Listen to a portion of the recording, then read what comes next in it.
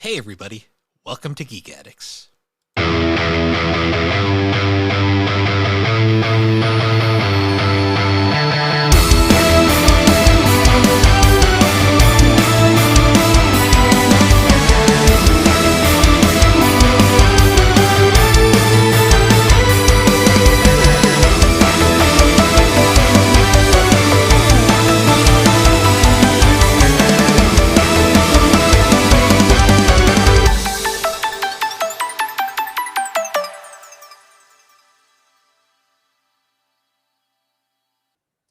Hello everybody and welcome to Geek Addicts, the pop culture podcast where suddenly we're in ancient Egypt and this strange man shows up that can shove objects into his chest.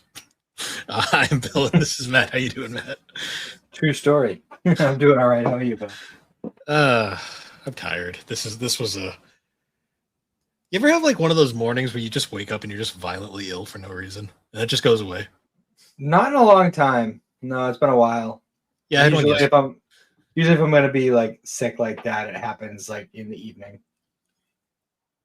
No, it happened to me yesterday, and I was like, our mom was up, and we went up to a breakfast, and then I get there, and all of a sudden I'm just like, I don't feel good, and it was just like bad. It went away, so I had my breakfast for lunch. There you go. Yeah, no, that was unfortunate, but yeah. Other than that, it's been a weekend. Got stuff done. It's been hot, very hot this weekend. Yeah, it certainly has. I mean, not like to the point where we're just like miserable the whole time. Like if you got the shade and like a little bit of a breeze, you're good. Or if you have like a fucking like a little fucking inflatable pool to splash around in or something, just to jump into for a few minutes, then come back out, and you'll be all right. But I mean, Frankie's been playing outside like fucking all day. Like she just went in like an hour ago to like chill out on the couch for a while, and she had some dinner. She's gonna conk out later. See, this is the best time for kids because when they're so young, they just don't care about the heat that much. Oh yeah. Then you get older. Like twist her arm to go back in the water to play. I was like, "You need to cool off, kid. Jump in the water, splash around a little." Yeah, it's crazy. And then you get older, and then it's like it's hot. I don't want to do anything. Yeah, for sure. So, what have you been up to this week aside from hiding from the heat? Not a ton, to be honest. I had a lot of projects I had to work on. Work was just long. That was kind of the big thing. Yeah. Got through most things I needed to do. I was trying to keep up with. Didn't really get to watch anything, unfortunately. I did. Obviously, I read because there was things we had to read, but yes, I got through a few other things here and there. I read the next Chainsaw Man volume that came out finally. Nice. Where did that leave off? I don't remember. It leaves off right after the part where Yaru takes over Asa for a bit and then gives Denji that ultimatum. I don't remember which one. The one where she it's been a while since I read it all. The one that she flat out says if he does the thing for her, she'll let him do her, basically. Oh, okay, yeah. Yeah. Fair. And then Asa comes back right after. It's like, oh, this is awkward.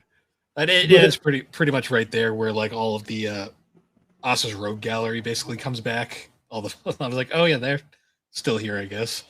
So we have another couple of months before the next volume comes out. Very nice. I also read the next Sakamoto Days volume that also came out. That's a series that's I think is going to do much better anime wise if it gets another anime season. So I can't see why it wouldn't. It had a very fast turnover for the second one. So I found that really odd though, is that a lot of these new shows, like when they have the shorter seasons, have like a really fast turnover for the second season, and the third season ends up being a bit of a wait. Well, a lot of them, it's not even like seasons. It's kind of like a case of they order one season and they just cut it in half. Mm-hmm.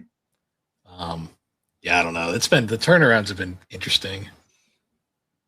Um, yeah, I'm actually glad that we decided to move the day because I wouldn't have watched the most recent Oshinoko in time if we hadn't done that. Yeah, we should probably Holy get into, shit! yeah. Um, yeah. Jesus Christ, where is the story going? Yeah. Uh, Because I mean, it didn't happen in like what I thought was gonna happen with Ruby's little like audition thing she was doing didn't end up happening, but it was kind of along the same lines. yeah, Uh, I was not expecting her to get like that fucking morbid, and then just immediately like, just kidding, and just kidding. Yeah, I'm like, it's like, okay. whoa, okay, I that's didn't dark. I did enjoy Akane's little like her being like, this is fucking Sure. awkward. Where she's like, what the fuck? I don't want to be here. Yeah, Uh, yeah. And then she finds out that it's a story about I, and she's like, oh, my brother just trying to make a buck off our mom's name. Like, do you have any fucking sense at all? Like, yeah. I did enjoy Akane's little part at the end where she runs into Aqua and she's like, you do anything stupid, I'm gonna stop you. And he's just like, try me, bitch. yeah, yeah, pretty much. Oh god, they're both falling so deep, so deep. Everything's falling. Like all the characters, like holy shit.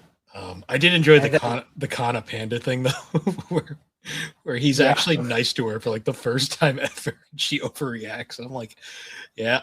Well, they can't have any plot threads in terms of that because we know it's not going to go anywhere.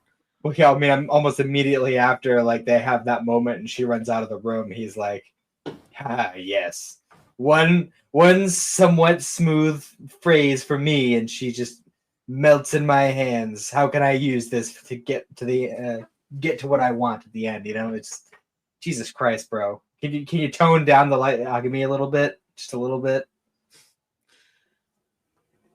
Yeah. If anything, Aqua's more prepared. Yeah, His yeah, downfall, I'm assuming his downfall is not going to be as absurd as Lights was, but no, but no, that what, stinger at the end. yeah, the post credit scene. Thank God I clicked up and went, oh, there's a significant amount after the credits. Hmm. Yeah, I usually don't wait until the full end. Well, I mean, I do also listen to the song usually, but no, I'm glad I did this time because when the song kicked in, I was like, that's weird. We didn't get the usual like the song starting for like the last 30 seconds of the episode and then it goes into the song. Also, I Like noticed usually there's that lead into it. We didn't get that this time. Like that's weird. Now it makes sense because there was a bit at the end. I noticed on High Dive too, that the skip credit thing appeared in like immediately. A lot of the times it doesn't appear for a normal episode, and I was like, oh, that's strange. Then I saw the length. I was like, oh, okay, skip ahead, and I was like, oh, there's more. There's a good amount more. And who So is that? Who is that at the end? That's the question right there. you don't know? I don't remember. So Well, see, we had to rewind it a minute because we watched that last bit twice. Because at first I kind of had a similar feeling to you, like I feel like I should know this person. yeah, they look See, familiar, but I don't remember that- right now. That's the thing, though, Bill. Is we saw her about 20 seconds before that scene. That's Ruby's first mom Oh, from when she was a little girl with cancer. The mom that just stopped showing up to support her. I didn't even make that connection. I didn't even think of that. That's her mom. Her non-pop idol mom. And the thing is here is like the more I think about it, the more complicated that gets because not only is that going to affect Ruby in some very bad ways, Aqua knows her too. Yeah, He was her doctor. He knows her parents. And he knows what they put her through much more intimately than they probably do. yeah. It's weird though because it's like theoretically they shouldn't. The mom. Why is the mom there? That's the question I want to know. Because like I'm sitting here. She works in advertising. I guess, yeah. But like, Oh man, that's gonna be a weird next episode. Like, how are they gonna work around that one? I don't know, but it's an hour-long episode, and I am here for it. What do you think of the random crow chick in the graveyard? That's like not real, but may or may not be a spirit. I don't fucking know. Well, do you have the subtitles on when you watch it? I don't remember. Possibly. Because I'm pretty sure I always get these two confused. They either have that child spirit character. It's either Amaterasu or Tsukiyomi. I think it's Tsukiyomi is what it's called, and I know that that's a big thing in Japanese mythology. I got the impression that it was some sort of like symbolic thing. I don't know the actual mythology behind it, but I know it's significant enough to be referenced in almost every fucking anime out there. Yeah, like I know enough to the fact that I'm like, yeah, that's So this is some sort of mythology bullshit going on. Yeah, I like too how it was like he was like, "Did you tell Ruby this too?" He's like, "Nah, she'll figure it out on her own. I don't need to bother there." I love that fucking when the little child character first appears to Ruby, she's like, "Oh, I'm so scared," and Aqua's just like, "Get the fuck out of my face, you little punk." Yeah. Aqua doesn't have time for anybody at this point. No, he's got time for no shit. Yeah. It was the other. Oh yeah, also the fucking like that whole like spiel where she's like, "You guys were reincarnated because you still have a purpose in life." I, on the other hand, will never exist again. She's fucking dead. And then it had to, of course, flash to the fucking death image again. I'm like, can we like stop with that shit? Like, and they need to really twist the knife and be like, "She will never smile again." It's just really jump scare that knife. Like jump scare to that death picture that fucking haunts people. Yeah. Yeah, this is this next episode is gonna be crazy. I already know it. Like I have thoughts, and I have like we're gonna be watching it probably Saturday night. We're gonna get snacks. We're gonna get probably booze because we're gonna need it. It's gonna be wild. It's gonna be like an event in our house. I did find it interesting too. Kana's apparently playing one of Ai's Bikamachi like team members. Yeah, one of the other Bikamachi girls. But it's apparently the one that hated her, which I'm just like, okay, I don't remember that. If that was even a real thing, that could just be them. It's a biopic. It does not necessarily be totally accurate. Yeah, we'll have to wait and see on that because I found that a weird thing to just like bring up out of nowhere and then not acknowledge again. But yeah, and then Akane and the whatever her fucking name is, I already forget. The snake lady.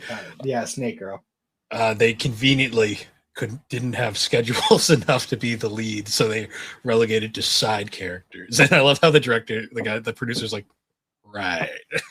Apparently Snake Girl, like, she was doing that whole thing just to be like, no, Ruby should play her. Like, you know, the worst part is she builds up that entire thing and she just does fucking nothing. Like the rest of this, like I'm just like, oh, okay. I guess she's not why that. are you here? And she's like one of the few connections to Kaguya-sama too, which is so fucking bizarre. Well, she might have a more important role like during the course of it. I mean, well, she is on the cover of one volume, the one that's green for some fucking reason. I'm just, yeah, I'm so annoyed by that. I can't wait to see how this fucking. There's no, like, I know we talked about it a little bit last week. There's no fucking way that they're just not gonna find out about each other. It's gonna happen. But you know what the best part is? Your answer's not going to be answered next weekend because there's one more season coming. I guarantee it. Yeah, I know. The reveal could happen next week, depending on how things go with this whole mom situation. The cliffhanger next week is going to be fucking atrocious. That's all I know. We're going to be so mad. I already know. Me and Cindy are both going to be fucking furious at the end of that next episode. You're going to hear the whistle in the background and be like, just waiting for it. And the fucking reel's gonna pop out on you. Well, that's why I'm so happy it's gonna be an hour-long episode. Like, thank God we just get like a fucking straight hour of stuff. And I won't be like literally every time a new episode comes out and it's like a regular length episode, I like it doesn't even matter. I could only have been watching for like 2 minutes, and I'm like, it's gonna do that fucking sound again. I know it. I know it's gonna happen like right now. Yep. I don't know. I love the way they do it is fun. The drums were like the best though, just because you'd hear that drum beat in the background, just be like, it's like I don't want it. No. Yeah. Yeah. It's intense. Yeah, it is. It shouldn't be this intense, but it is. And apparently we're at the point in the manga where Akko is checked out too, which he's still writing this and he didn't care. Well, we'll see. To be fair, a lot of fucking manga fans tend to be very, very picky about the things they like and don't like. There have been times where people have been like, "Oh, I don't like a huge thing. Like, it will be made about the ending of a manga, and then I'll get to it when the anime comes out. And I'll be like, it's fine. What are you talking about?" So, who knows? We'll see. Yeah. Well, you know how it goes. Every manga has a terrible ending. There are no good endings in manga, according to most people. This is true. Yeah, I've met people who fucking said that the ending of Full Metal was bad. But what are you talking about? It was the perfect ending. It couldn't have ended any other way. Did they watch Brotherhood or the original series? Okay. I was gonna say, I'm like, yeah, the ending of. You think this is a bad ending? This is the perfect ending. I was gonna say, if it was 2003, I could get it because they probably didn't see the movie, so it just kind of ended. And they were like, "What?" Yeah. But yeah, that's God. That show was fucking crazy. Did you watch the most recent vending machine? I did watch that. The fucking opera singing snake lady came back. Yeah, well, I think she's supposed to be like metal or like goth or something. I don't know. All I know is when she came back, I was like, "Oh, I'm like, can we get any worse?" Yeah, it was weird. Also, Boxo's just fucking dead. Like, what the fuck? Well, that was like they spent the whole fucking episode trying to dig him out. And like in the last episode, he got beat the fuck. Like he was not doing good. I don't know. And then we see like, you know, through the dirt at the end of the episode, and he's just totally fine, just underground. Like, what the fuck? Like, also the fucking like the family that's just good now. Like okay. Yep, everyone just accepts that they're okay now. Like, okay, whatever. Fucking sons are like, we have to help Boxo. We're gonna lose our man card. I'm like, what this? I'm like, who wrote this fucking dub? Like, Jesus Christ, this is one. I don't know, man. This is one of Crunchy's worst like writings. Like, this shit is cringe.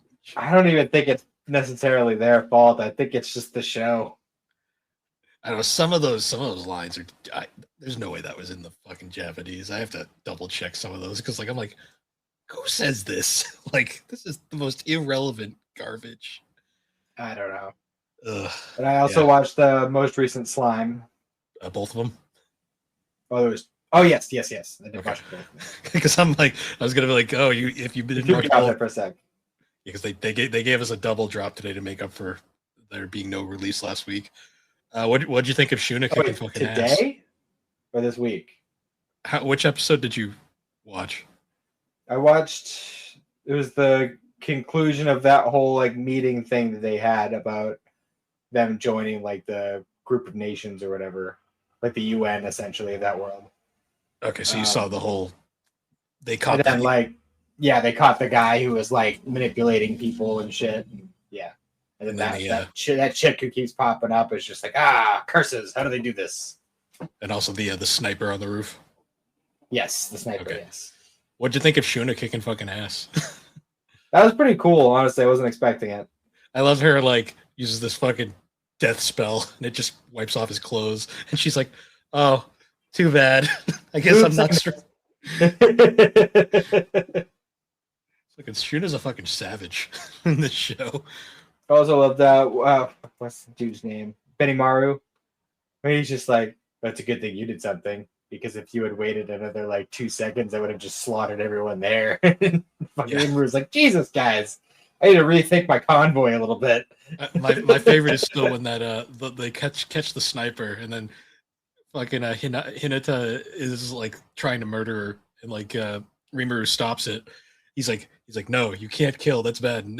And Shuna's like, it's okay, master. If she did kill him, I'd just bring him back with resurrection magic. And then Hinata's like, yes, I know resurrection magic too. It would have been fine. And Rimur's like, that's not the point, guys.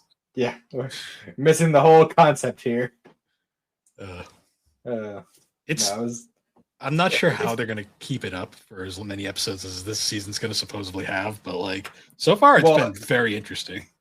If it's, I mean, it was based off of light novels, and those can go pretty far. I mean, look at fucking Apothecary. The fucking first 2 volumes, the first 2 light novels is the whole first season. Yeah. And there's like 20 of them. I know the anime is getting very close to eclipsing the slime manga right now, but apparently the manga hasn't caught up with the light novel yet. So it's one of those things where it's going to be a weird case where the anime is going to be ahead of the manga, but behind the light novel. Yeah. Apparently the light novel's almost done. Last I checked, so there's not it's a ton. Going? Jesus. I think it was in. It's supposed to end like this year, I believe. Last I checked. Gotcha. I'm liking it though. Like the cast is killing it. For sure. Which is funny because half of them are also in the goddamn vending machine show. Isekais, you know how it goes. It's just the Funimation special. Use all their mains. I've gotten to all right. So I know that technically Black Clover doesn't have seasons, but Crunchyroll still has it separated into 4 seasons. And I've gotten to or through what they classify as the second season, which is like just over 100 episodes. Okay. So the elves have been resurrected. A bunch of people in the kingdom have been like turned essentially. And the Wizard King just got murked. But he might not be totally dead yet, but he was definitely murked. I can't comment. Anyways. And also Asta and Yuna, who also has elf ears but wasn't taken over, fought the actual dude, the actual elf guy, who isn't the elf guy we've been seeing up to this point. That's actually a child in that guy's body for some reason. I don't understand that. Keep watching. Keep watching. But yeah, that's pretty much where I'm at right now. All right. Yeah, you're getting to I'm over the halfway point. You're at the point where it really starts to pick up. That's all I'll say. Well, I'm taking a short break and I'm going to watch Young Justice season 3 before I jump back into it. I've just been bouncing back and forth between the two. Oh, and so you know the Black Clover movie is canon, but it doesn't really matter where you watch it, so you can just watch it after. Yeah, that's from all the things I've been looking up at. A lot of people have been saying, well, like technically it takes place after this episode, but it doesn't really matter. Just watch it after you finish the show. So, yeah, it is canon. The funny part about watching it though is because it was recorded so long after the show ended, some of the voice actors forgot how to do their voices, and it is noticeable. That's pretty funny. But it's kind of funny. I'm curious how this is going to go because what's his name? I don't know if he ever came back in recent times, but I know Jerry Jewell wasn't acting for a couple of years, and he's playing the main elf guy. So I wonder if he's going to come back when the anime comes back, or if they're going to recast him. I can't comment on anything. You'll have to keep watching. Okay, fair enough. That's good though. I'm enjoying it so far. It's different. I like it more than JJK and Demon Slayer for sure, but I think I still like My Hero more. My Hero's got a more concise plot, I'd say. There's I think that the world building and like the different little character arcs throughout are working for me. So I'll say that much at least. I do enjoy that. The show really starts to pick up from where you're at. So like the second half is significantly stronger than the first. The openers are bangers. Oh, they are. Did you get to Black Catcher yet? Or is it Black Rover? Black Rover's the best opening. I'm not sure. I'd have to like put it on YouTube to know because I don't know what all the names of the songs are. Yeah, the two I love the most are I love Black Catcher and Black Rover. Those two are the best. They're all the intros are good. That should be pointed out, but yeah, that's going good. Also, I have after I did the assigned reading for the week, I continued working on the first milestone compendium, nice. and I am just over 200 pages away from finishing that first one. And I'm really liking it so far. Obviously I'm far enough at this point where I've gotten at least a bit of a taste of each of them, like the early ones. And actually the point I'm at right now is they're starting to do like all these big crossovers. So they're all starting to converge in like this big event that they're doing towards the end of that like first wave. And I think at this point my favorites are my top three out of the ones I've read so far are probably Static, Icon, and Shadow Cabinet. No, not Shadow Cabinet. Blood Syndicate. Nice. I have not gotten to Shadow Cabinet yet. That's actually what everything is converging to. Like that's like the center point of the big crossover is the emergence of Shadow Cabinet. But nice. I'm definitely enjoying it so far. There's only a little bit left, and then I'll be on to the third Dungeon Crawler Carl book. Nice. Which they start getting pretty long after that second book. Like the third one, I think, is like 550, I think, pages. And the one after that's like getting into the 600s, and then I think after that it starts getting into the 800s. It's like Jesus Christ. Yep. That's good. It's been cool so far. Yeah, I didn't get a ton of comics in this week. It was a slow week. I've just been kind of getting by, as they say. I really like the Icon and Rocket like dynamic between the two. It's really cool.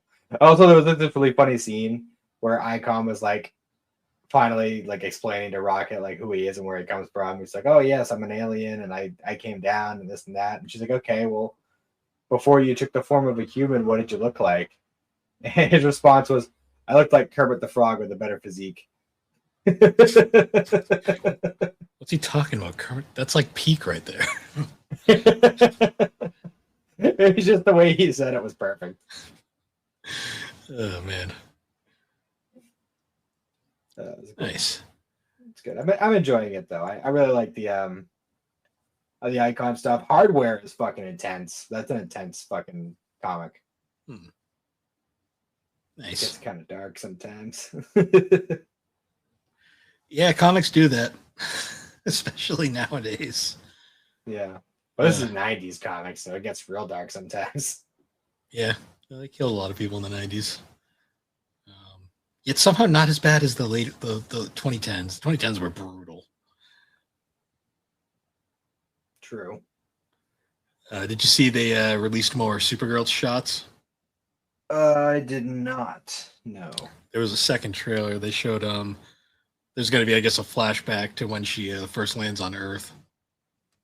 That makes sense because that was a part of the whole Woman of Tomorrow comic was like kind of telling her background of like, you know, Krypton's destruction and how like the whole concept of like Argo City that we saw in like the Supergirl TV show did happen, but it didn't turn out as good as it did in the Supergirl show. Yeah, that's a depending on the continuity thing as it is. Well, this is considering it's based on the comic I read. I'm assuming that's what they're going to do for the movie. I'm guessing so far. I know they confirmed there's going to be a David Cornsweet cameo, so that's cool. Well, he was in the trailer for Supergirl, so it makes sense. Yeah, they showed another one though, so they're highlighting it. It looks good. Looking forward to it. We also I saw some screen grabs from the next Superman Man of Tomorrow movie that's being worked on right now. We're gonna get to see Lex in the green armor, and it actually looks pretty good. That's fun. Wait, so is this Supergirl? Is it just being called Supergirl? Like, there's no like subtitle to it? I think so. Unless they changed something recently. Interesting. Last I checked.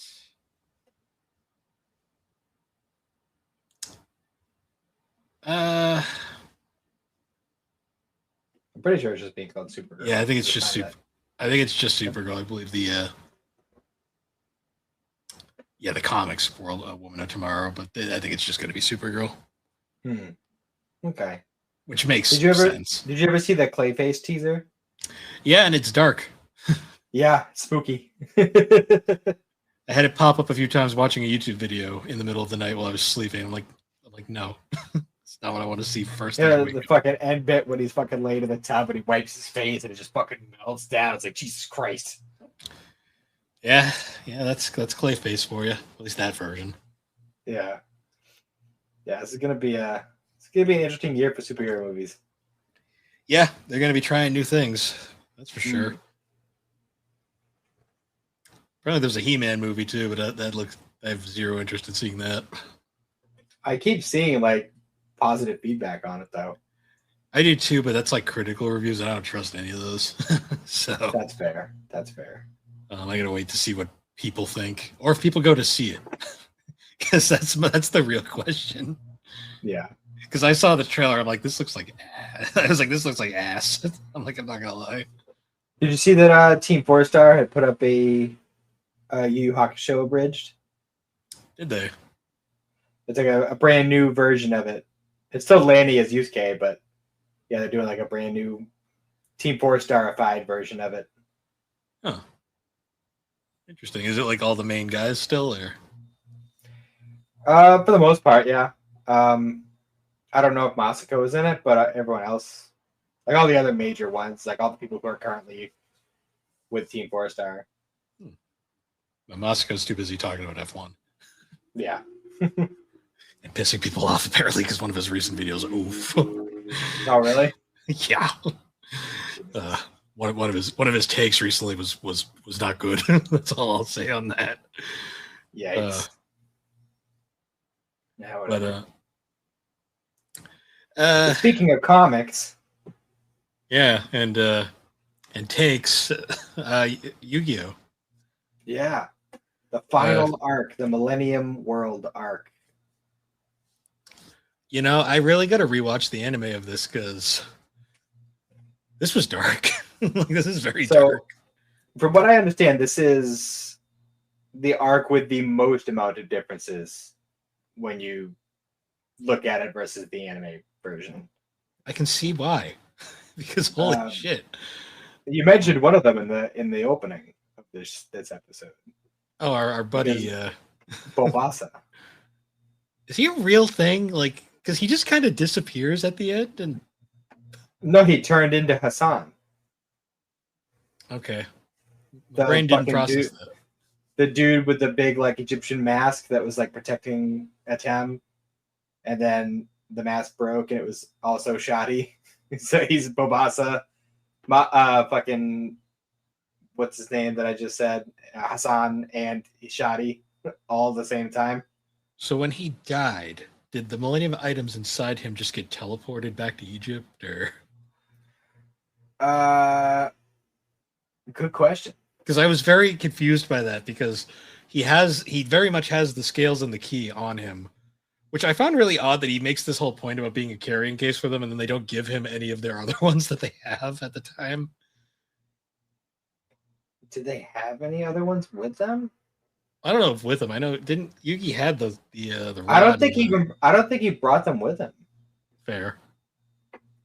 How was he? I'm trying to remember because the Millennium slab or whatever it was, the Millennium tablet wasn't in.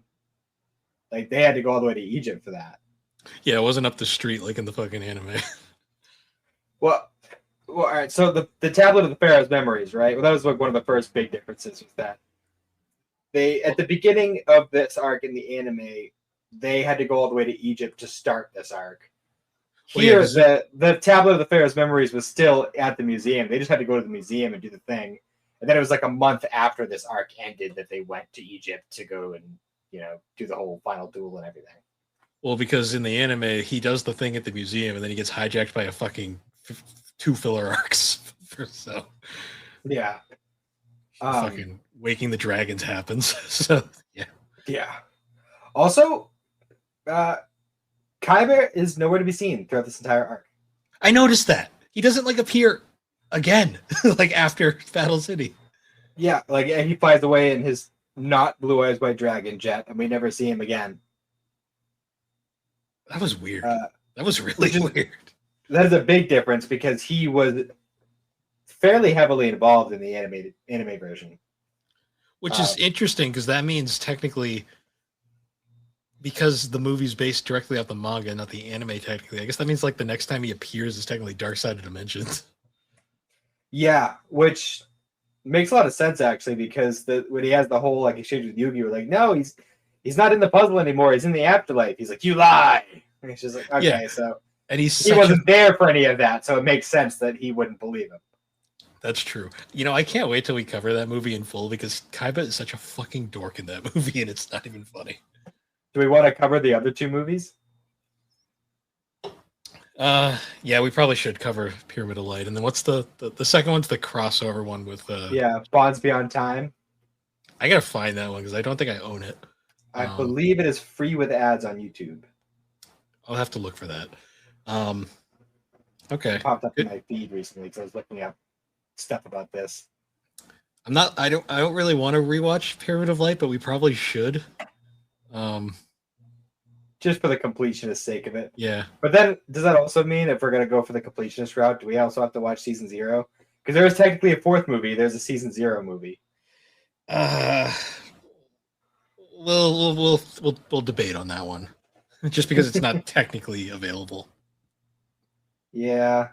I mean, I think it's all in, or at least fucking, I think it was 4Kids had it on YouTube years ago.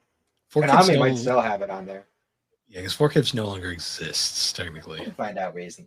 I'm just going to check real quick. So I'm curious if it's still on there. If not, I know I have it on my hard drive. Yeah, we'll debate on that one, most likely. Yeah. I mean, it's not a huge thing either way, but yeah, it's all on there. Okay. Full series and the movie. Interesting. The Season 0 anime is bizarre, and I believe it was done by Toei. It was. I know that. That's why everything looks odd. But it's also because it's based on the first 7 volumes of the manga's art style. Yeah, which is significantly different. Yeah. We also like some of the art in this arc is fucking incredible. It is like Berserk level fucking good. Also, like one thing I pointed out, I noticed really quick is the second like they lose. I'm just gonna call him Atem because it's easier, even though he technically doesn't learn his name till like right at the end. The second Atem gets like sent back into like his little universe thing that he's got going on. Mm-hmm. It basically becomes a different fucking manga for a while. Oh, completely. Because we don't actually. It's not until maybe like the second to last volume of this arc that we actually learn what's happening. Yeah, and it's all just like a giant like in his head kind of thing. It's D&D. He's basically playing fucking magical D&D again. Like they even referenced the first time they went through this with Bakura. Yeah. Yeah, because like Yugi and the gang, like they kind of appear intermittently, but they're really unnecessary to this portion of the plot. They kind of just exist for like occasional exposition, and so we can get some comic relief in. Because there ain't a lot of comedy going on in the main story. No, they were actually their involvement and also like a lot of like the fleshing out of certain characters was added in the anime. Like the character Mana, who was Mahato's apprentice, and she was like the origin of the Dark Magician Girl, is like barely involved. Like she's basically a glorified fucking battery pack for the Dark Magician in this arc in the manga. Yeah. Whereas in the anime, she was like, "Oh, I'm the Pharaoh's childhood friend, and I also can see all the present people who are here, and like we go off on like a an adventure to find the pharaoh when he's lost. Like, it was a whole thing. It was we go off on a filler arc to stretch this out as much as we can. Yeah, pretty much. And like God, like some of the fucking like when Bakura first shows up in the throne room, and I remember in the anime he dragged the previous king's sarcophagus. But here he just drags his mummified corpse there and starts like stepping on its neck and shit. Yeah. Well, they really gotta put it through that Bakura's a fucking asshole. Yeah, for sure. And it's just like, man, they really don't hold back. But he was always kind of a piece of shit throughout the course of the series. But he's always been a little bit more subtle. And here he's just like full on, like, no, I am the villain. Well, because whenever like evil Bakura shows up, like he's more of like a fucking troll than just outright villain. Yeah. At times, like he seems to be like he clearly has an agenda that's clearly going to be a long game kind of thing. But like the whole time, he's doing it in the most trollish fucking ways, which is so funny because then like Bakura, like regular Bakura, is such a weird character because of that. Yeah, I mean, he did just straight up murder Pegasus at the end. Yeah, he sure did. I feel like people keep forgetting about that. No, he just straight up fucking murdered that dude. Well, because people mostly know the anime where Pegasus miraculously survives. And like, so there was some parts throughout this that I was a little confused on. The writing was a little weird how they structured it a bit because they really they would jump between viewpoints a lot, and it kind of got confusing where we were at given times. Yeah, for sure. And then also like where they started throwing out like when they started really jumping into like Akhenaten becoming like the Dark Priest, and they started leading into that. That was when it started getting a little screwy because we saw like the like ghost visage of the Shadow Priests before it actually happened, and he's like, "Oh, we're actually in a world of memory, and I'm really Zork, and you become my Shadow Priest."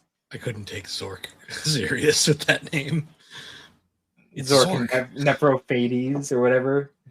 I just think of Zork. Whenever I think Zork, I think of that old like text-based game. Yeah. Also, still has a dragon dick. That's still a thing. Yep. I can't believe fucking 4Kids didn't censor that. It was crazy. Yeah, they probably didn't notice.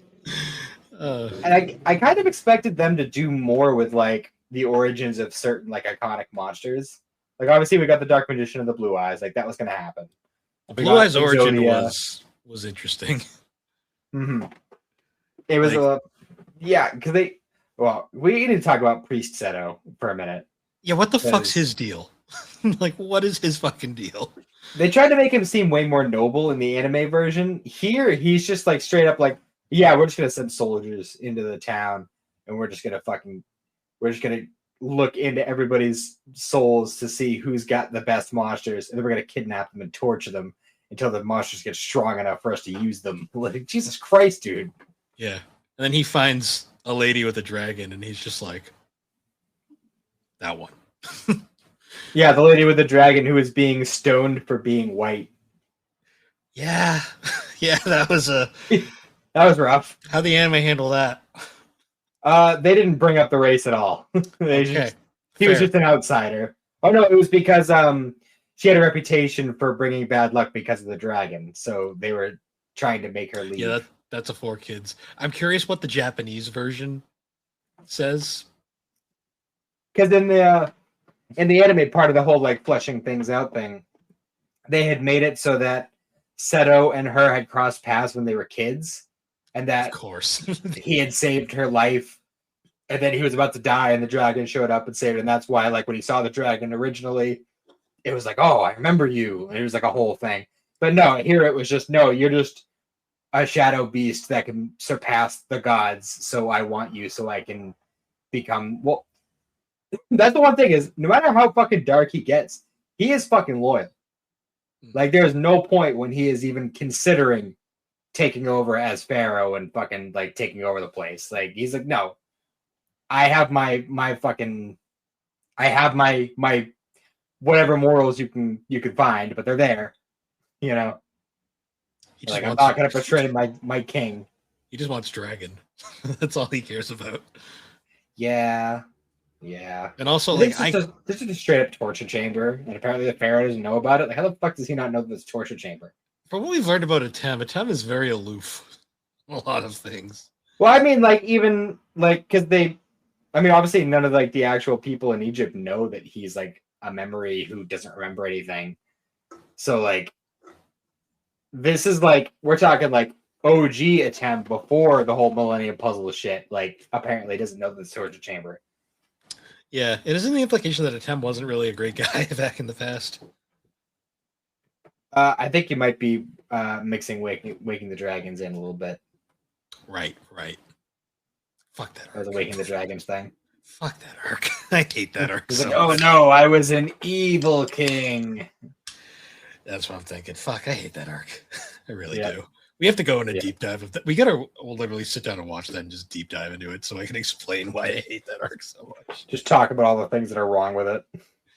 How it kind of assassinates the fucking everything that was built up to at that point. And that, you know, it's bad when the virtual world arc makes more sense than that shit.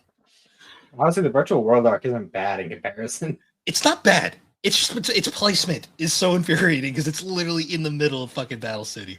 Yeah, if it had been like pre-Battle City or post-Battle City, it would have been much more forgiving. Yeah, not just we're just gonna like stick this right here, and Merrick's just gonna chill on the ship because fuck it.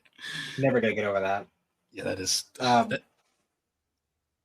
Yeah, But going back to the Seto and the dragon thing, like I couldn't get did he like care about her or did he just want the dragon? Like I could not fucking tell. I think by the end he cared about her, which I mean that's one of those things where I do think that the anime did help that situation because it actually built their relationship a little bit. Because they had no relationship here. She was just locked in a fucking room for most of it, except for the one point where she got thrown into the fucking fight with a couple of prisoners. Yeah. But aside from that, she was locked in a room, and we got very little like between them at all. But apparently, he ends up liking her for some reason. Yeah, and then like randomly, it's just she's like, "I'll help you because caring," and I'm just like, "Okay, sure." The scene with the guy who becomes the Dark Magician was more emotional because that was actually had something build up to it. Mm-hmm. For sure. And it took me way too long to notice the similarities there. I'm not gonna lie. Well, I mean, his monster was kind of a dead giveaway. Well, yeah, when that happened, I noticed it right away. Well, actually, I noticed it first when when Mana showed up, and I was like, "Wait a minute!" Like I kind of familiar. Like I was like, "That's Dark Magician Girl." And then I looked at him for a minute. I was like, "Wait a minute!" And then his fucking monster shows up. Weird, he had the ring. Like I thought the ring that was an interesting choice. Yeah, but oh, and I had to do a little extra research because like they were kind of throwing me off a little bit because at one point Bakura said I'm Zork, and then fucking the like Shadow Akhenaten from the future was like I'm Zork, and then Zork actually shows up and he's like I'm Zork, and I'm like, all right, so who the fuck is Zork? Yeah, that confused a lot of people because some of the wikis actually think Bakura is Zork still, and I'm like, so. To my understanding, Akhenaten is like I don't think Thrall's not the right word. He's like an acolyte of Zork.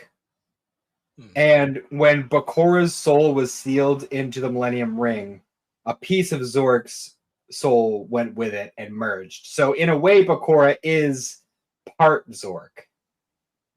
okay.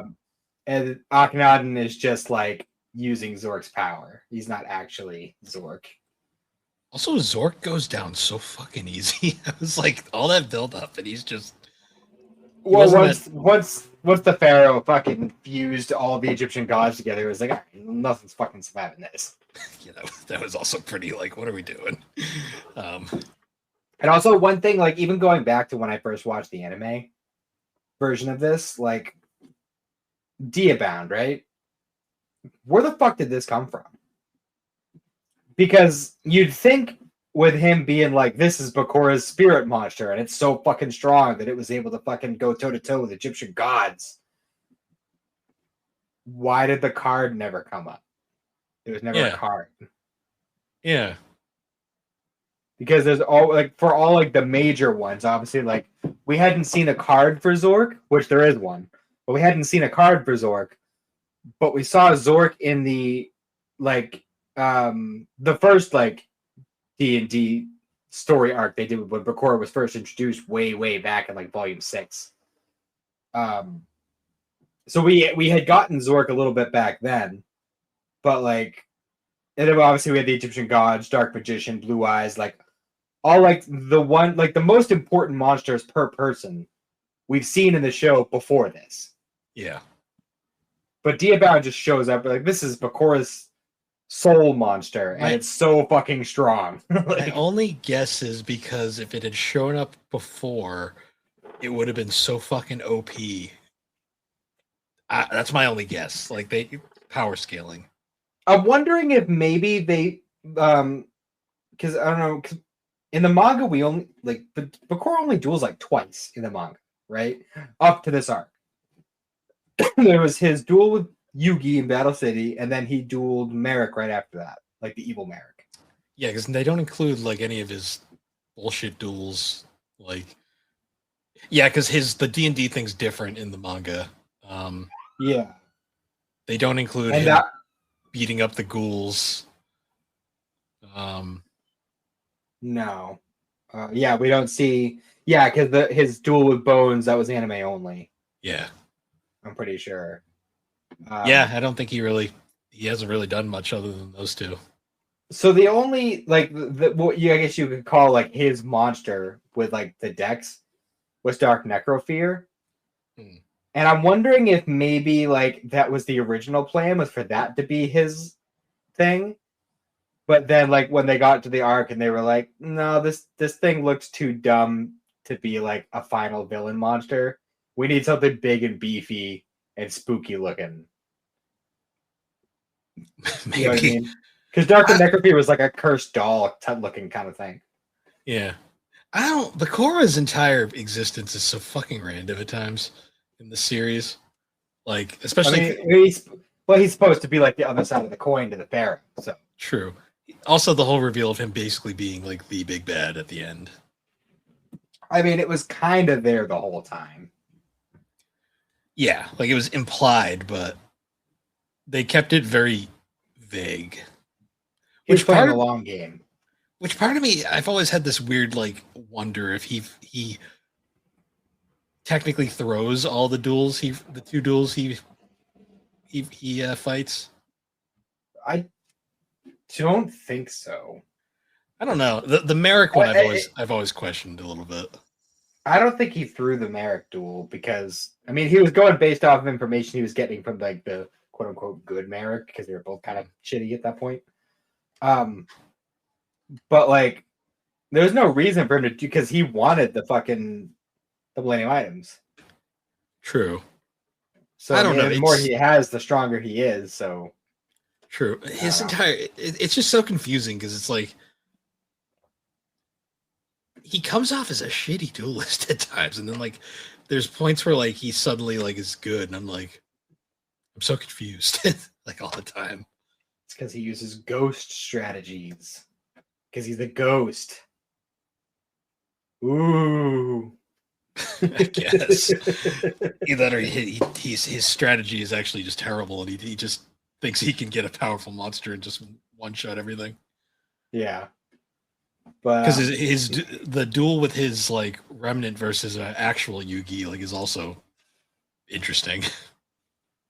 Yeah, that was what's so weird. There's so many moments too where like stuff like that would happen, like when he encounters Akhenaten in the temple, and he like put a piece of his soul into the Millennium Eye, and that was like supposedly that was what corrupts him in the first place. That was also another big difference. Is in the anime version, Bakura, like the Egyptian version of Bakura, who's like doing all this shit running around. Like it seems like he is being directly controlled by the current Bakura, and that he's aware that this is a simulation and that this all happened already, and he knows the present people involved and everything. And that's not really the case in the manga. It's like he's basically running on autopilot based on what happened in the past. Yeah, because like whenever like because they show like the scenes, like the scene at the weird cantina diner thing where old Bakura is like fucking going to town. I love that scene. Yeah, he's just fucking like savagely eating all that meat, and then fucking the guys are like, "Oh, he's got all this gold. Let's jump him." And he just slaughters everyone there. And then the present Bakura's like ghost is just chilling there watching it, laughing his ass off. He's like, "I remember this. That was great." Yeah, he's just chilling the whole time. I'm like, what are we doing? He's like Ryuk right now, just like watching it all like, that was great. I love that. He's like, memories. Yeah. I did like that part. That was good. Also, I love when they first show up in Egypt and fucking Merrick shows up on his fucking motorcycle. I'm like, yeah, all right. Well, you know him. He loves his motorcycles, you know. I forgot about his motorcycle, to be honest. So when it popped up, I was like, oh yeah, that's funny. I remember because when he first got to see the outside world, he saw that magazine with the picture of a motorcycle, and he's like, "Oh, I want one of those." Yeah. Yeah. But anyways, another thing I noticed was that, like, I don't know if you remember, but in the previous arc, I think when Bakura was like hearing a conversation that Yugi was having with Ishizu or Merrick or something, and they mentioned Merrick's backstory when like he thought that Shadi had killed his father and all that other stuff. And Bakura's hearing all this, and he's like, "Oh, but Shadi was already," and I think it was both of our assumptions that he was going to say he's already dead, that he had killed him or something. Never gets brought up in this arc. Which is weird because we don't find out, we don't see what happens until Dark Side of Dimensions. I know, it's bizarre. It's very, very and weird. that has to be canon because the Dark Side of Dimensions is apparently canon to the manga. Actually, yeah, come to think of it, I guess Bakura's soul would still be in the Millennium Ring, wouldn't it? I think so. Unless it was just obliterated, but they didn't think that far ahead. But yeah, so what were some of your favorite like art pieces throughout this? Because like some of these fucking panels were just like a lot of the fucking effort that was put into like illustrating like the different forms of Diabound throughout were fucking incredible. He put cool. a lot of effort into drawing Akhenaten's face from time to time, like berserk levels of fucking art, which is wild. Like one of those like funny things is like when we get to that later scene where they basically just kind of lift the curtain to the fact that it's just a D&D game, and then you got the fucking the cast just in like fucking sarcophagus in the back, and I'm like, what are we doing here? But in the background, the fucking mummy's just chilling there, and I'm like, yeah, Akhenaten's mummy is just chilling next to Bakura. Like, what the fuck are we doing here? Like that was goofy. I really love the scene where like Exodia shows up. Like, that's fucking epic. Yeah, that was good. And I love that it was Yugi's the ancient Egyptian version of Yugi's grandpa that like fucking summons him and shit. Like that was his monster. Like, damn. That dude from fucking Forbidden Memories that I always remember. I'm like, oh yeah, it's this guy. Oh, Simone. Yeah. Because he was in Duels for the Roses, and he pops up from time to time in like some of the other older games. I think he's in Falsebound Kingdom too. That game's fucking weird. We got to talk about Yu-Gi-Oh games too at some point. Yeah, I have only played a handful of them up to this point, but yeah, some of them are pretty wild. It's the ones that like try to do their own like thing, you know, like that weird trilogy, and then like Sacred Cards and Reshift of Destruction, like the ones that do like weird stuff. Reshift of Destruction. Are you ready to feel pain? Yeah, right. Fuck that game. Oh, you thought Sacred Cards was easy, huh? I will say that game is a much more interesting post Battle City plotline than Waking the Dragons will ever be. That's all I'll say there. I'll take your word for it. we get like sinister evil Pegasus, like, and it's something. That's all I say. All I can say. Yeah, some of that art is really fun though. Anytime like the blue eyes shows up, that's really cool. I did like too the little subtle thing where like when Dark Magician first shows up, he doesn't have a face, but then the second what's his name dies, the face just kind of appears, and you're like, oh, I see now. It's almost like it was fate. And we also like very briefly get the recreation of that infamous stone tablet thing that with like Seto and Atem fighting, but it's like very brief. which also happened very differently because in the anime that encounter between the two of them happened like in the middle of the whole like Zork fight, like the whole big Zork battle. But here it's like Zork is already defeated, and then fucking also interesting correlation here. If you go all the way back to what, like volume 6, 7 of the manga, when we're like finding out about how Kaiba became the head of Kaiba Corp and all that, and how Gozaburo had literally was just like, "You're gonna die alone and unhappy," and he jumps out the window to his death.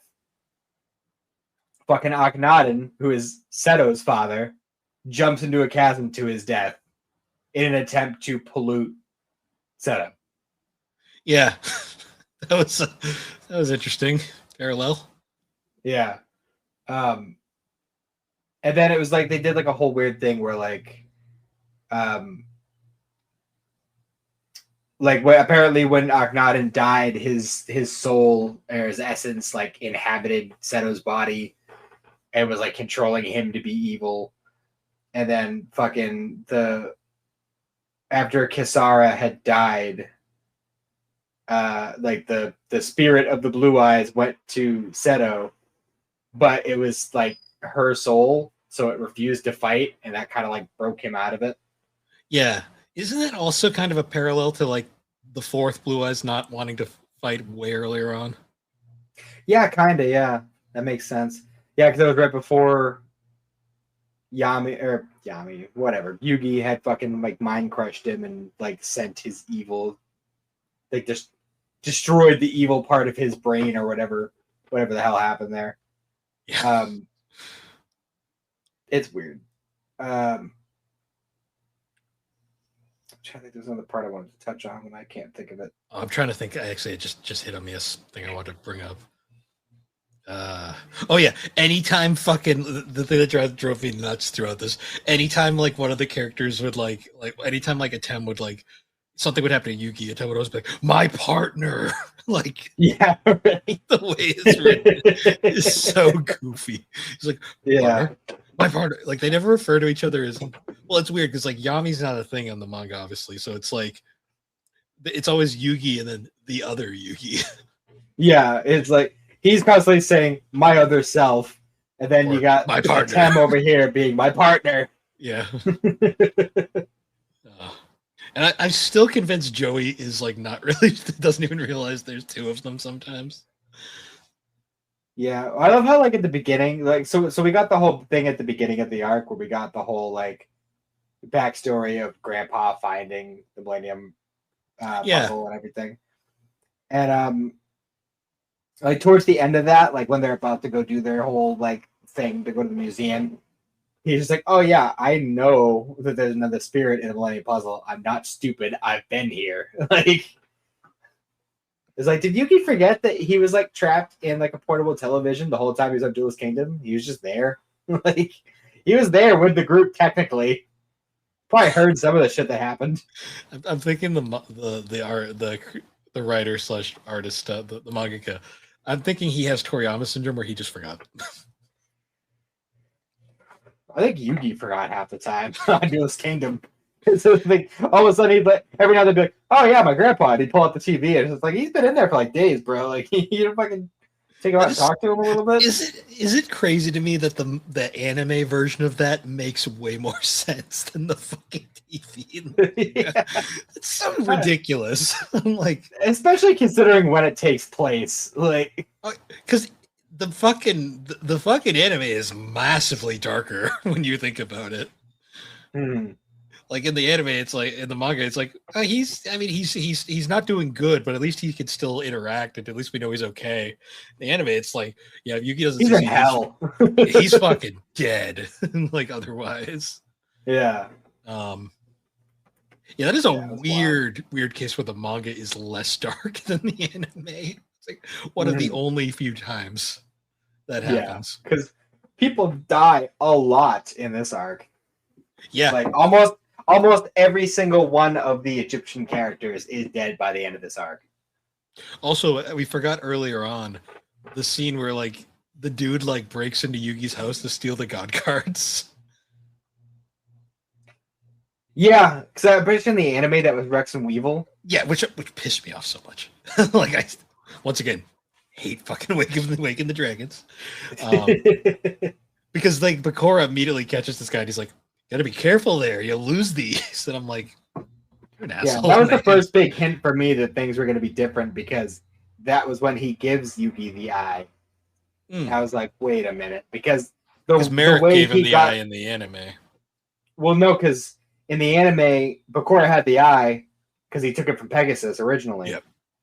But he gave it to Kaiba as a way to be like, "You want to find out about blue eyes? Come to Egypt, bye." Right. And he gives him the eye, and the eye is like what triggers the fucking tablet to be like, "You need to be in the past too." Oh, that's what. Yeah, that's right. No, I forgot it. Merrick gives him the ring. That's what it is. Yeah. Yes. Yeah, no, just really weird. A lot of really weird stuff. Eric Stewart needed to be paid, so they had to find a way to incorporate. He would have been playing Priest Seto. It would have been fine. I didn't think that far. They needed a reason for Kaiba to be there so they could market. He was just too popular. They needed his coattails. The robe wasn't enough. I forget. I haven't watched the final arc. What suit was he wearing by then? Was it like the iconic one, or was it? He was still wearing the white Battle City suit. Okay, so the fun suit, the one that he stops wearing it for fucking Waking the Dragons for some reason, but then goes back to it, thankfully, because the Waking the Dragon suit was stupid. Yeah. Yeah, man. This arc is wild, dude. I'm not gonna lie. Junichi, Honda, and Anzu don't do much in this arc. No, they're just kind of there. They're literally set dressing, just to be so that they can do their like once an arc, the power of friendship. Yeah, literally. And then they were like, the power of friendship gives us the ability to fly. Whee! Yeah, they're literally there for comic relief at this point. Yeah, and they find dude's name, and that's about all they contribute. I love too. They find his name, and it's this huge deal. And then the next arc, Yuki's like, "I'm not gonna call him by his name because I don't know." Fuck that. Reasons. I love even beyond that is that they get there, they get to the tomb, they beat Bakura, they find it, and they're like, "Anybody know how to read hieroglyphs?" Yeah, it's just stupid. Like I liked reading it, but my god, there were so many points where I'm just like, the writer just wanted to be done at this point. Yeah, because it really feels like he had all these plot threads set up, and then he finally gets to the end and he goes, "Shit, like how do I tie this all together?" Speaking of, like, so we know that the author passed away a few years ago. Do you know how he died? Wasn't he like saving people's lives? Yeah, he was attempting to save a mother and her child from drowning in a riptide, and a soldier managed to save the two of them, but he got sucked out and he drowned. Yeah, I remember it being like surprisingly tragic and wholesome-ish in a way. He died a hero's death. Honestly, that knowing what we know of the guy, it makes sense because it sounds like he was generally considered like one of the nicer mangakas out there. Yeah, for sure. Did he do anything else after Yu-Gi-Oh? I don't know about after Yu-Gi-Oh. I mean, aside from obviously working on like Dark Side of Dimensions stuff like that, Yeah. but like I don't know if he was involved in any of the follow-up series or if he just let other people take that over, or 'cause I know that he had a series or two before Yu-Gi-Oh, but they didn't really take off. I know one of them did get an anime. Mm. But aside from that, I don't know. I think by that point he might have just been raking in all that trading card money. Yeah, Konami money. Because at that point he was making way more money probably off the trading cards than he was off of the fucking manga. Yeah. I mean, shit, trading cards still sell like a lot. Damn. Yeah. So we didn't talk at all about the village of Kal Elna and that whole backstory. Right. Because apparently back in the day during the time of King Akhenaten Khanen, which that's a fucking name. I gave up on even trying to pronounce them right after like a couple chapters. I've watched the arc a few times over the years, so I do a little bit better with it. With those two names in particular. I think I watched it. I'm not gonna lie. I think I watched the final arc of the anime once and then never again. Now that I think about it. It's worth it. It's honestly. See, what happens is every time I want to rewatch it, I always want to start the series from the beginning, and I get all the way to Waking the Dragons, and I just go, nah, and just stop. You could just skip over that arc. Yeah, but by then I'm always burned out. I gotta just skip it and start from the final arc because I'm always so burned out by that point. And I'm like, I mean, it is practically a different series altogether. Yeah, true. So yeah, the village of Kal Elna, the origins. Yeah, so there was like a big war, I guess. Like Egypt was being invaded by apparently multiple armies, and they were like, "We are totally fucked," and they're gonna steal our magic book. And Akhenaten's like, "Well, we figured out what the magic book says, and we can use it to make magic gold items that will help us to fucking beat the armies." And he's like, "Sure, go do the thing." But he had no idea what that entailed because fucking Akhenaten didn't say anything. And Akhenaten just took a whole bunch of people, went to the village of Kal Elna, and slaughtered fucking everyone. Yeah, it was dark. Yeah, it's even darker too than what they did in the anime, because here, like, they make it seem like, oh, you just kill all the people, and then the sacrifice itself will do half the work. But there was one panel in particular where there was a cauldron, and there's people in that cauldron. Uh-huh. So they were literally just fucking like boiling or melting these people down along with the gold to make the Millennium items. And then you'll never sleep again. Yep. Ugh. And Yugi wore this nonstop for 4 years. Yugi wore it nonstop. Pegasus had it implanted into his face. Yep. Shizu wore it around her neck. Dark shit.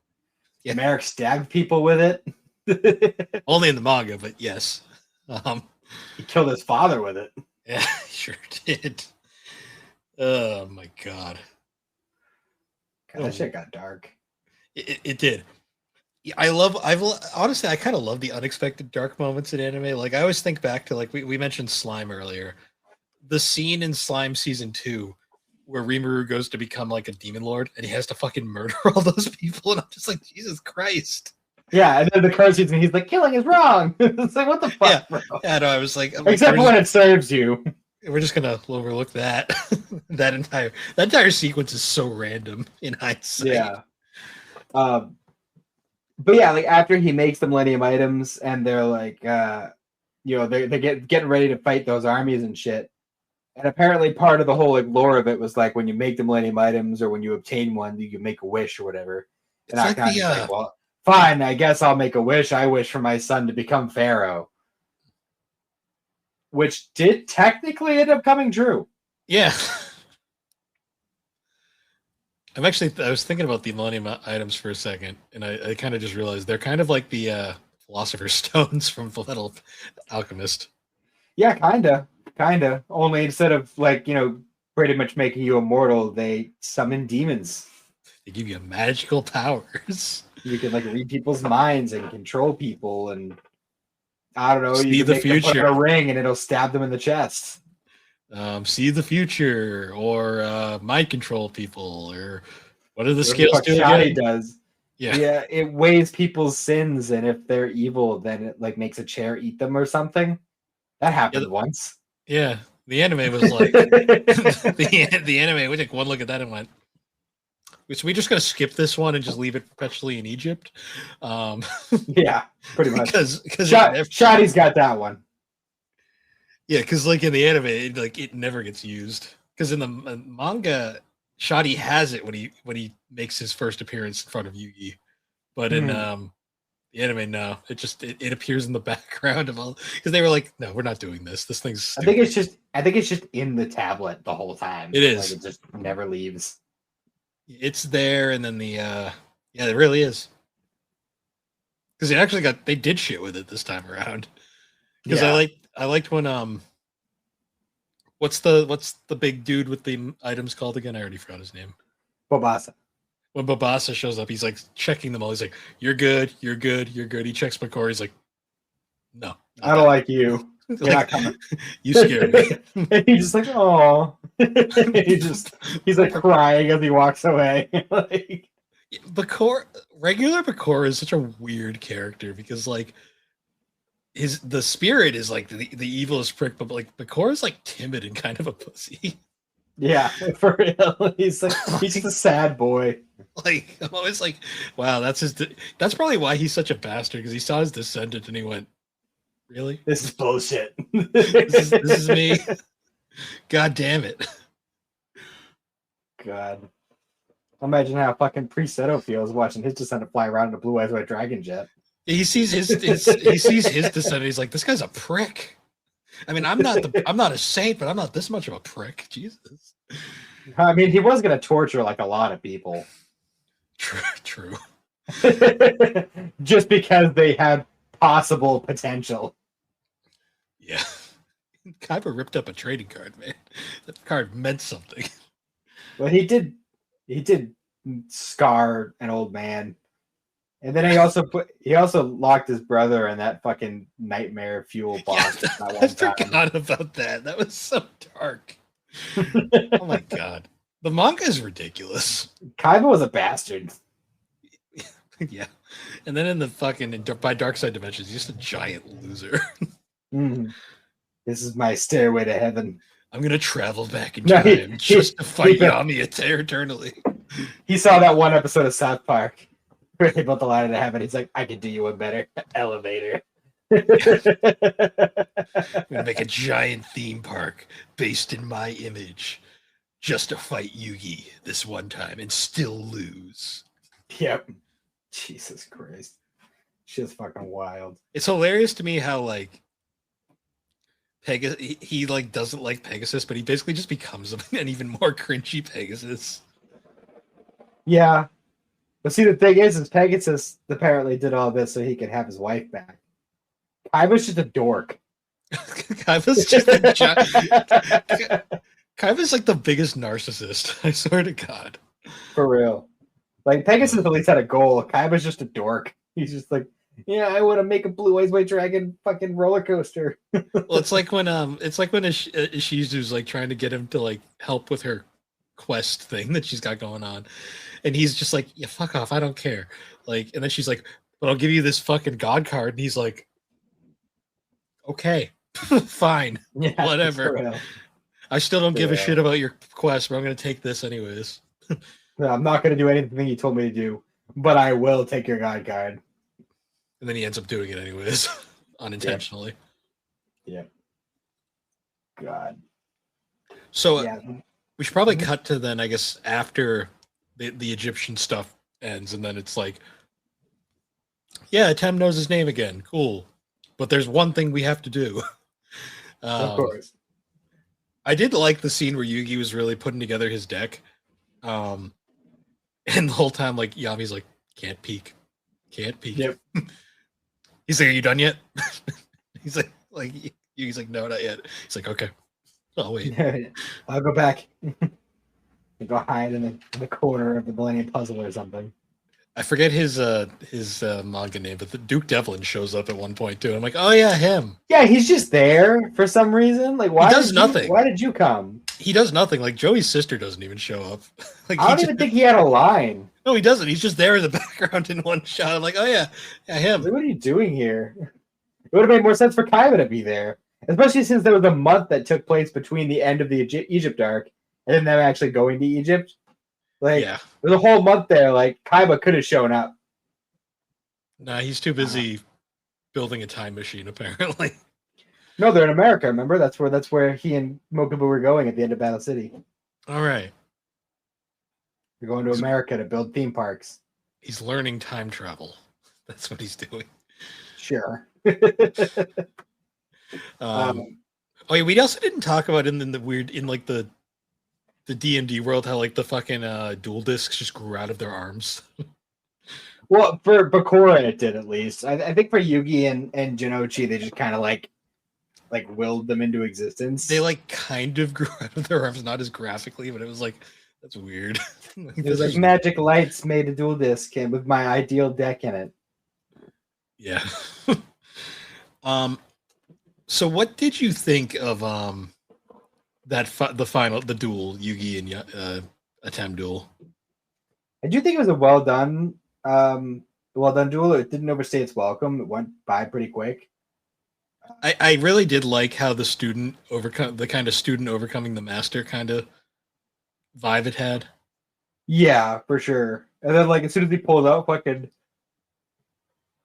he pulls out Obelisk, and it's like, oh shit! Like, yeah, Yugi's like, what the hell, man? Attacking guide cards. Meanwhile, Those, Yugi's over here with fucking Marshmallow. Yugi never changes, and that's my favorite part about him. He's always I like the cutesy monsters. He's like, this card means something to me. Like, what are the cards? I do still laugh though, because when we see him in GX, I always love that scene at the end of GX where he's just ripped for no reason. Yeah, because like I remember like seeing bits and pieces of him. Like I know I had seen like that final duel with him and Jaden on like YouTube or something. And I had seen that first episode where he gives him the fucking winged Karibo or whatever. Yeah, he just appears and then just fucks off for the entire series. But both in both of those instances, I hadn't watched the Millennium World arc of the anime. Yep. So I assumed it was the Pharaoh. I didn't know it was fucking Yugi. Yeah, Yugi's just fucking ripped now for no reason. Well, he had to impress. Grew up to be the Pharaoh, but jacked. Well, he had to impress Anzu because she was still kind of hung up on the other guy. And she's like, "Don't worry, Anzu. I'll just become him." Yeah, he's like, "Give me time. I'll become a man." I'm gonna go hit the gym, get some protein powder. Jesus, yeah, just so he can give random strangers winged Karibos and then fuck off. And just see him walking into a tournament, just knocking the decks out of people's hands, like, "Do you even lift, bro?" It's a fan fiction that needs to be written. He's Yugi being a gym. He's gym bro. He's got his fucking Gatorade. He doesn't even have to duel Kaiba. He just beats the shit out of Kaiba. That's his new. Just fucking throws muscle milk in his face. Like, get out of here. It's like, you made my god card the worst class in the school? Fuck you. Yeah, right. Joke's on you, bitch. I have all of them. Yeah, I know.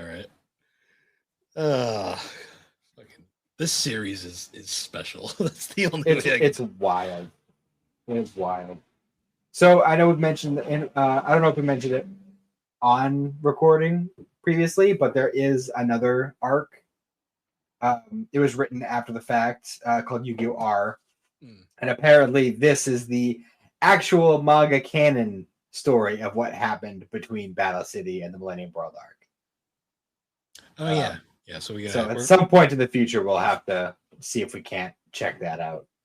Yeah, we'll figure that one out. Yeah, I think that's on the visit.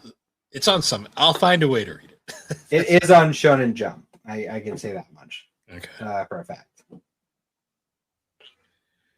But yeah, I think that.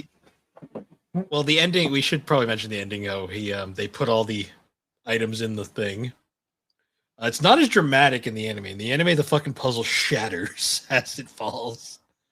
Yeah, here like all the items just kind of like fall into a sinkhole. Yeah, they just go away. Like the tablet itself kind of shattered, and then all the items just sank into the sinkhole, which apparently they're still just around, according to Dark Side of Dimensions. Like they still exist. Like he, in theory, could have just grabbed a shovel and dug until he found the puzzle and just took it with him. But no, he needs to move on. Like, I'm just saying it might not necessarily give it. Well, I know it should still give him magical powers, in theory. but he's moved on from that. He doesn't need them anymore because he's the duelist he is. He beat Well, he the doesn't- master. He doesn't need them. Doesn't mean he can't have magic powers.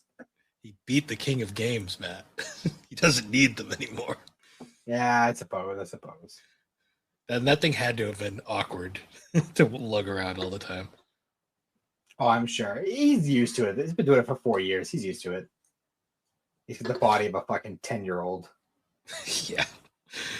Fucking Yu-Gi-Oh.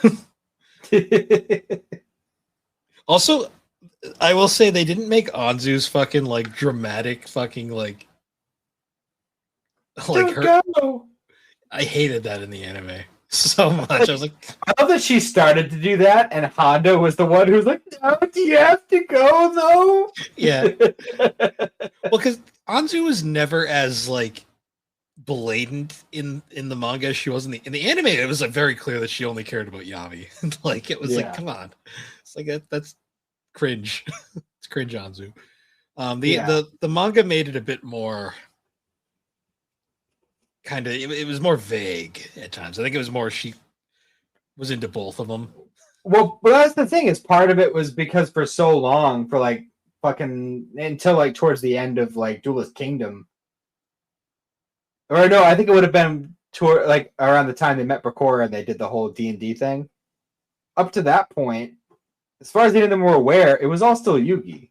Like they didn't know there was another entity like involved. As you know, as far as they knew, Yugi was just psychotic and just have these mental breaks and just become another person. Like, yeah. No, the anime was a lot more questionable at times. yeah. It is interesting that was Honda's like only real fucking moment in that. Why Honda of all people? I don't know, man. I don't know. Like the most. Especially since he was such like a douchebag at the beginning of the fucking the manga. Yeah. That's why they made him like, the fucking comic relief. He was like the last one. Like Jinochi came around like multiple chapters before he did. Yeah, and the Jinochi, at least they explain his backstory, so it kind of makes sense why he's the way he is. Yeah. Honda's just a dickhead. Kinda, yeah. That's why he becomes a monkey man later on. Also, I love the fucking when the like spirit version of Bakura encounters them in the Egypt world. And they're like, "Oh, we'll summon our duel discs and have a duel to the death." And like Honda and Anzu also summon duel discs, and they're like, "Why did we do this?" And Anzu's like, "I don't even know what's in this deck." That was good. Oh man, it's classic. No, I think I think at the end of the day, in terms of anime, this is still the best arc because it's just so out there and different and like way more intense than any of the card game shit from beforehand. Yeah, I'll say manga. I think the first arc, the first 7 volumes, is still my favorite of the manga. That's by far the most interesting part of, even though it's the weirdest, it is the most interesting. Because it also follows like kind of like the Monster of the Week format too, with all these different kinds of games that we're not locked into one specific thing. I love the random one where it's just like we're using Rock'em Sock'em robots, and it's like, yeah. It's like, okay. I love the fucking the table hockey on the fucking griddle with the ice block with explosives in the middle of the ice block. It's just like Jesus Christ. What a weird fucking series. I as much as it fucking like why they didn't include that in the main anime. I kind of get it because it was fucking insanity. I did like the little explanation that the author had written towards the end of the manga. Like he was closing it out, and he was like, "Well, like I wanted like, battle manga was kind of like what was selling. Like everyone loves the battle manga, but like everything had already been done in battle manga, so I didn't really know what to do. And I was like, well, what if I do a battle manga, but instead of fighting, they're just playing games? It worked. Yeah. The man was a fucking billionaire probably the rest of his life. Also, I guess the first wave of actual printed Yu-Gi-Oh cards weren't done by Konami; they were done by Namco, Interesting. and they looked very different. Those are probably worth a lot of money. I need to look this up real quick. Namco Yu-Gi-Oh. Yeah, apparently it was significantly different. Oh yeah, they're. I don't like it. No, I don't like it at all. No, Konami definitely did the better work there. But they were also probably basing it off of like what they looked like originally in the manga, which was significantly different than what they ended up being. I still hate how they look in the anime, like because in the US version, the 4Kids anime. Yeah. Like, why'd they have to change that? There was no reason. Yeah. And then you watch the movies and you're like, why does it look like real cards? What is going on? Except for the Pyramid of Light. The Pyramid of Light's I thought Pyramid of Light did it too. No? I'll have to rewatch it. Last I checked, I thought it was the weird cards. It's been so long since I watched that movie, I could not tell you. It hasn't aged well. That's all I'll tell you. I can't imagine so. I do remember there was like the one part where they were like fighting the mummies in the Millennium Puzzle. And they were just like fucking like breaking their heads open and shit. See, the part I just remember most from that movie is when like all the duelists are trying to fight Yuki for the fucking god cards, and fucking Tristan and Joey are like, "We'll be the bodyguards," and then they fight Joey, and like the first thing the person does is like uses the nurse to stab him in the butt, and I'm like, why is this just a recurring thing in anime? I swear to God. It's funny you say that too, because I'm pretty sure the season 0 movie started in a similar way. Only it was because he had beaten Kaiba that everyone was like, "Oh my God, Yugi's the one to beat." Yeah, that sounds about right. All I know is that was kind of the movie that kind of confirmed that Joey won the duel at the end of Duelist City because he has his red eyes in Pyramid of Light. Yeah, he had it here too in the Millennium World arc. Although he did summon that deck out of the ether, so I think it's been basically confirmed that Joey won that duel. But it wasn't his real deck; it was like a mind deck. So maybe it wasn't. We don't know. Well, no, because he's never dueled after that. He has it in Dark Side Dimensions. I guess. I think it's at that point the Pharaoh was gone. So even if he hadn't won, I'm pretty sure Yugi would have been like, "Here, just take your card." The guy that technically owned it is dead, so you can have it. I think it's safe to say Joey won the duel. Give him one. He went easy on him. He didn't use God cards. That's what it was. Well, he probably didn't, which is fair. Because that'd be since it's established that apparently using that card in just a regular ass game will still kill someone. Yeah. No, I think on like a ground like fair non-God card duel, I think Joey could beat Yami / Yugi at least once. Yeah, well, never beat Kaiba. He came pretty damn close that one. He almost beat Merrick. He did beat Merrick. I don't care what anyone says. Yeah. If it wasn't a shadow game, who would have won? Yeah, he basically did win. I called bullshit on that.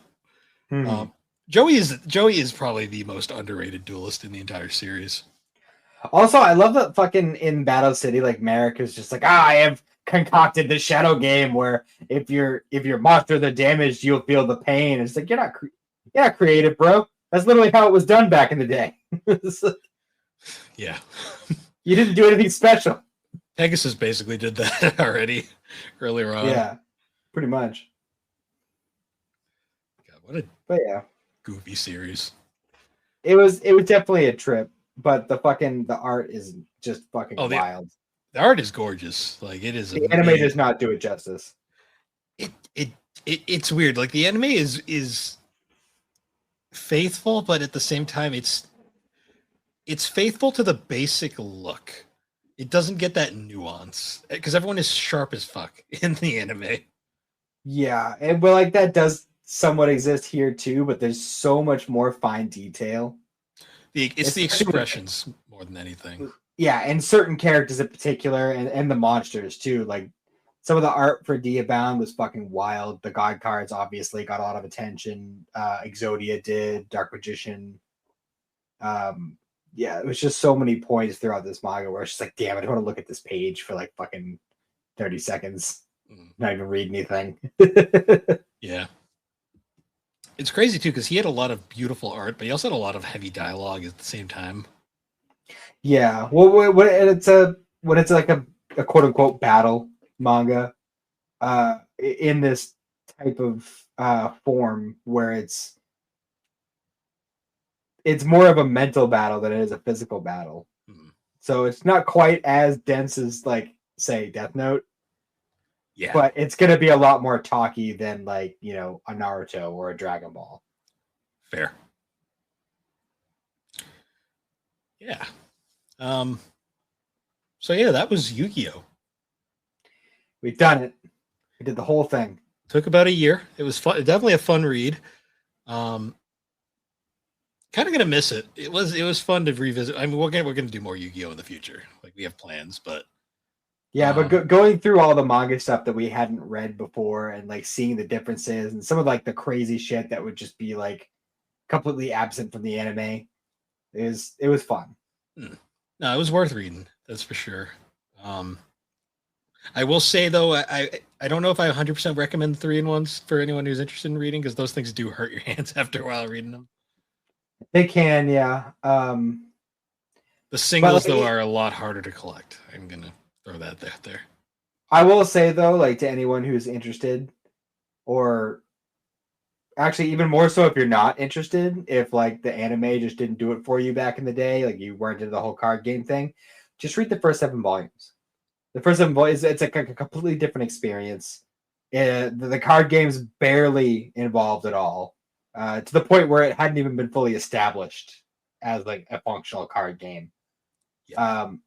The first 7 volumes are fucking incredible. It's just so wonky and bizarre. And they do so much with it with the Monster of the Week format. And his art when he started the series was still very, very well done and very detailed, but it had a completely different style to it. It did. So I will say, like, if even if you have no interest in Yu-Gi-Oh whatsoever, just read the first 7 volumes. It won't take that long, and you will be glad you did it. No, it's definitely worth the read. It's a very different experience from the anime. And yeah, I guess now the last one we have is eventually we're going to finish Death Note, and that'll end the run we did of those 3 series, which is wild. Yeah, for sure. But we got to come up with something else. Yeah, I think we might go back to Pokemon for a little bit, and then we'll move on. We'll figure our next plans after that. But yeah. Anyways, guys, once again, thank you for joining us on Geek Addicts. You can find Geek Addicts on all the major podcasting platforms. And be sure to check us out on the Superpod Network, superpodnetwork.com. Awesome site where you can find all sorts of different podcasts, videos, blogs, all sorts of fun stuff there. And until next time, guys, once again, thank you for joining us, and we'll see you all later. Have a good one.